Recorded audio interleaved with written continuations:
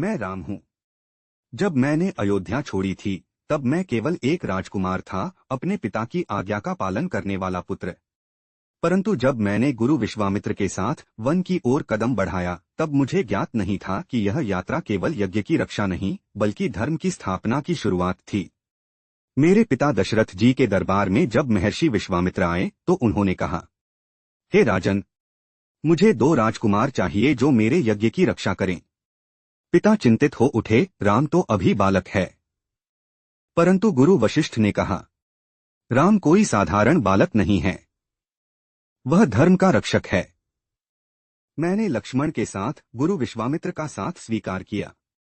यह मेरी पहली यात्रा थी और मैं जानता था यह केवल एक परीक्षा नहीं, एक धर्मयुद्ध है।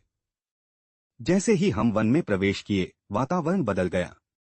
वृक्षों की शाखाएं झुकी हुई थीं, पक्षी भयभीत थे और वायु में भय की गंध थी। गुरु ने कहा, यह वन ताड़का के आतंक से ग्रस्त है। वह एक राक्षसी है, अत्यंत बलशाली और ऋषियों के यज्ञों को नष्ट करती है। हे राम, तुम्हें उसका वध करना होगा। मैंने पूछा, गुरुदेव, क्या एक स्त्री का वध धर्मसंगत होगा? गुरु बोले, जब कोई स्त्री अपने स्त्रीत्व की मर्यादा छोड़कर अधर्म का मार्ग अपनाती है तो उसका वध भी धर्म की रक्षा के लिए आवश्यक होता है। ताड़का कोई सामान्य राक्षसी नहीं थी। वह यज्ञों की शत्रु, ऋषियों की पीड़ा और वन की भय की मूर्ति थी। उसका शरीर विशाल था, आंखें रक्तवर्ण और उसकी गर्जना से वन कांप उठता था। गुरु ने मुझे धनुष और बाण दिए। हे राम, यह तुम्हारी पहली परीक्षा है। धर्म की रक्षा के लिए तुम्हें ताड़का का अंत करना होगा। मैंने धनुष उठाया। लक्ष्मण मेरे साथ थे, उनके नेत्रों में उत्साह था। ताड़का ने हमें देखा और उसकी गर्जना से आकाश गूंज उठा।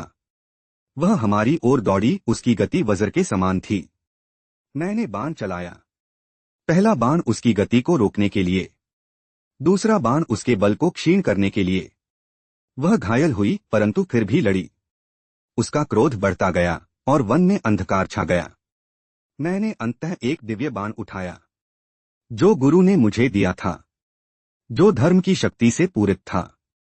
मैंने ध्यान किया, हे प्रभु, यह बाण अधर्म का अंत करे। यह बाण केवल शरीर नहीं, भय का अंत करे। मैंने बाण चलाया और वह ताड़का के हृदय में जाकर लगा। वन शांत हो गया। पक्षी फिर से गाने लगे। ऋषियों ने यज्ञ आरंभ किया। मैंने ताड़का का वध किया परंतु मेरे भीतर कोई घृणा नहीं थी। मैंने उसे अधर्म के रूप में देखा, न कि एक स्त्री के रूप में। मैंने जाना, धर्म की रक्षा के लिए कभी कभी कठोर निर्णय लेने पड़ते हैं।